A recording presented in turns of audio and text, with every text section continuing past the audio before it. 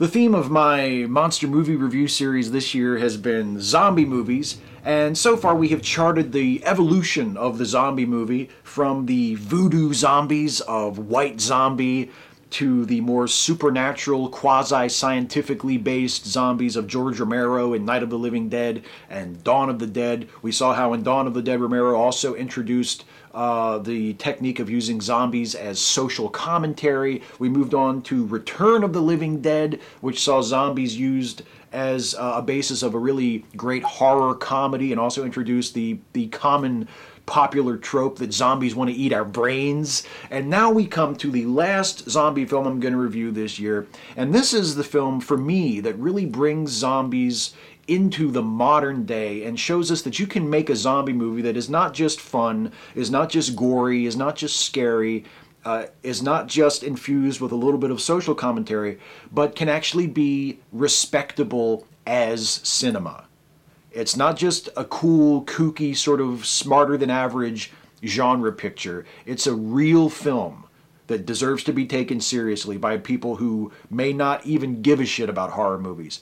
And I'm talking about Danny Boyle's 28 Days Later. And the keywords there, I think, are Danny Boyle. Danny Boyle is one of the most interesting and fearless filmmakers of his generation.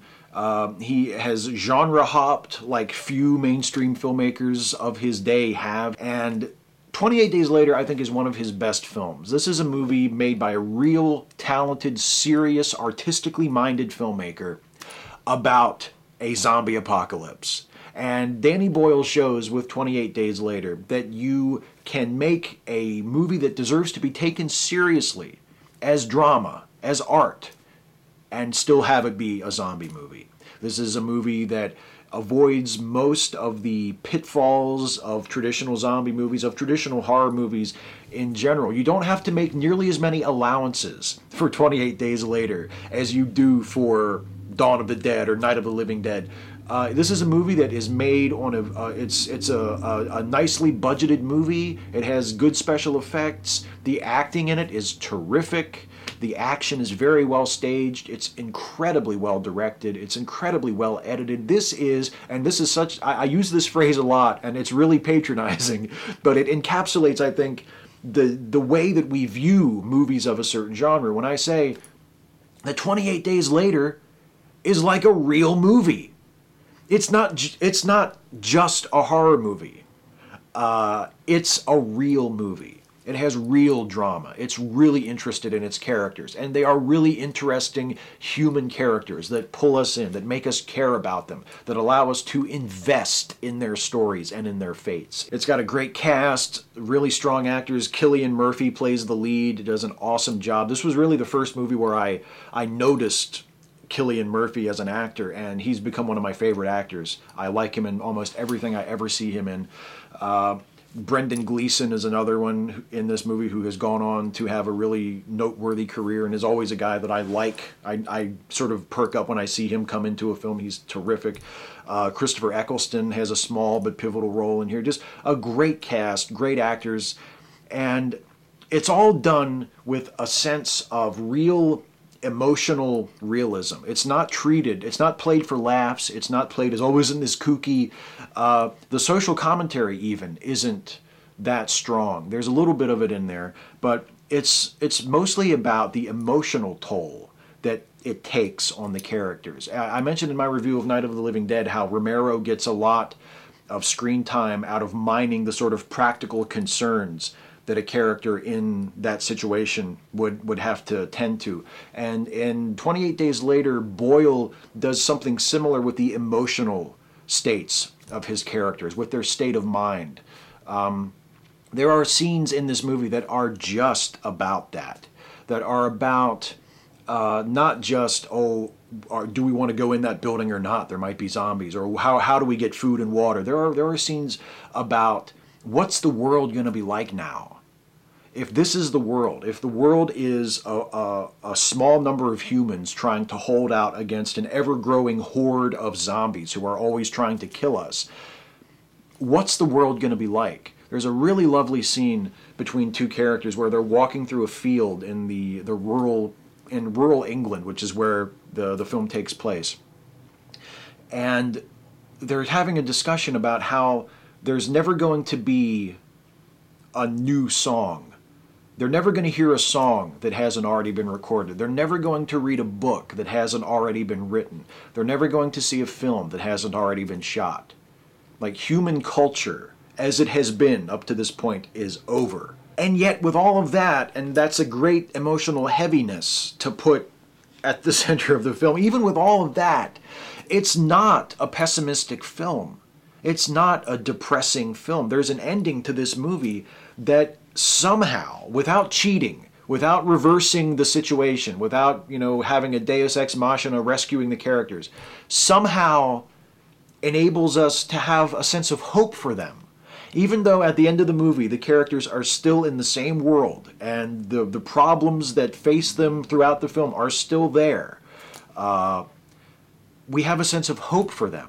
We have a sense that maybe they'll be okay. And that's an extraordinary accomplishment.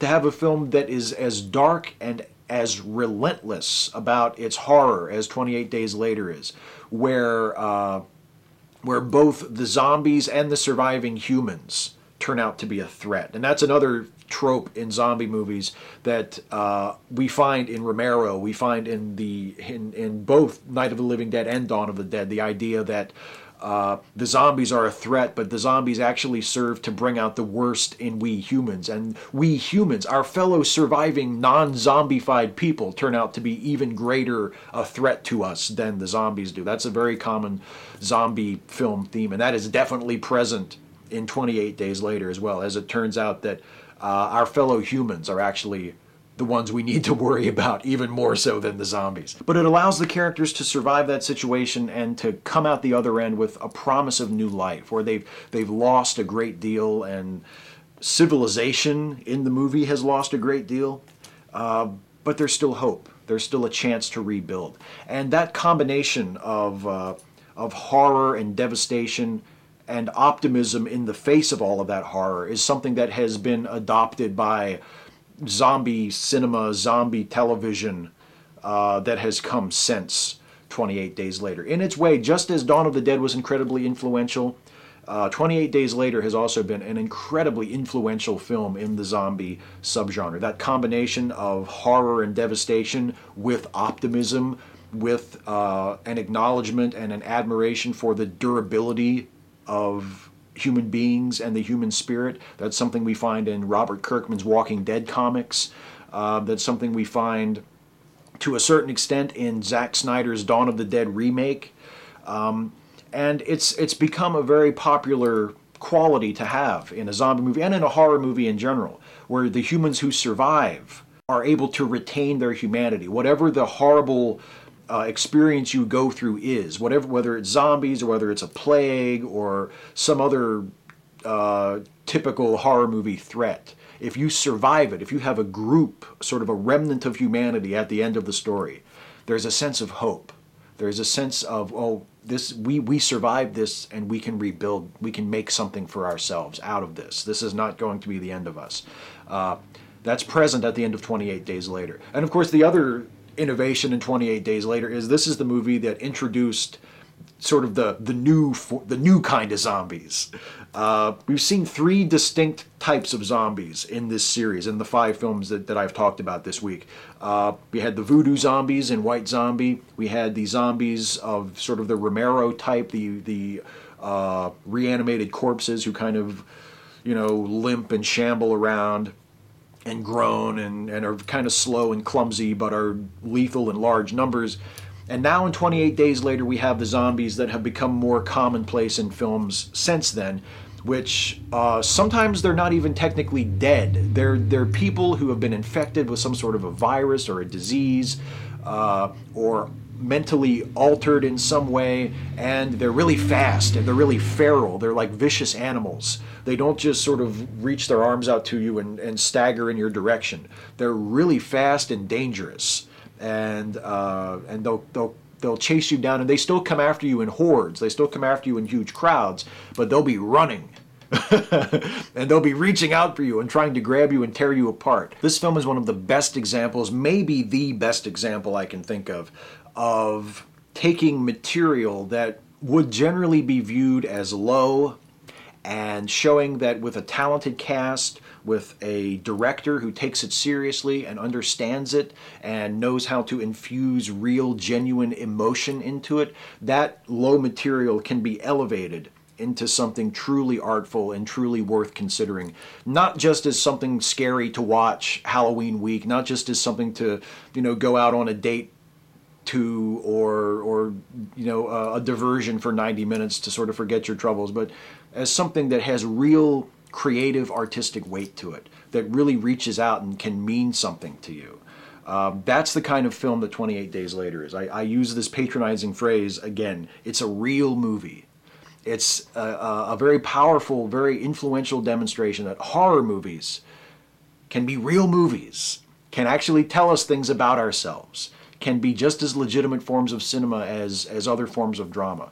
28 Days Later is one of the best, if not the best, examples of that. Obviously, I've been talking about zombie movies all this week. There are so many other zombie movies that I haven't talked about that you can go watch if you have seen them and you like zombie movies, or if you haven't seen them and you're looking for recommendations. There are the Resident Evil movies, which are in the sort of modern subset of zombie movies. Not all of them are great, but some of them are a lot of fun. They're decent action movies, and they have zombies as a threat within them. Romero, as I said in my Dawn of the Dead review, has done a handful of zombie movies since his heyday in the 70s and early 80s. There's the Return of the Living Dead series, which I touched on, the first of those in the previous video in this series. There are so many. It is such a full genre. It's become so popular and so heavily populated. There are so many zombie movies to be seen. I've tried to talk about what I feel to be the best and the most important examples of them this week. And I think the 28 Days Later holds up very, very well against the best of that group. I think Dawn of the Dead, Romero's original Dawn of the Dead, is still probably the masterpiece of the class, is the best example of the zombie movie. But if it's up here, 28 Days Later is like right there. It's a really, really terrific movie that I highly, highly recommend to you this Halloween or anytime.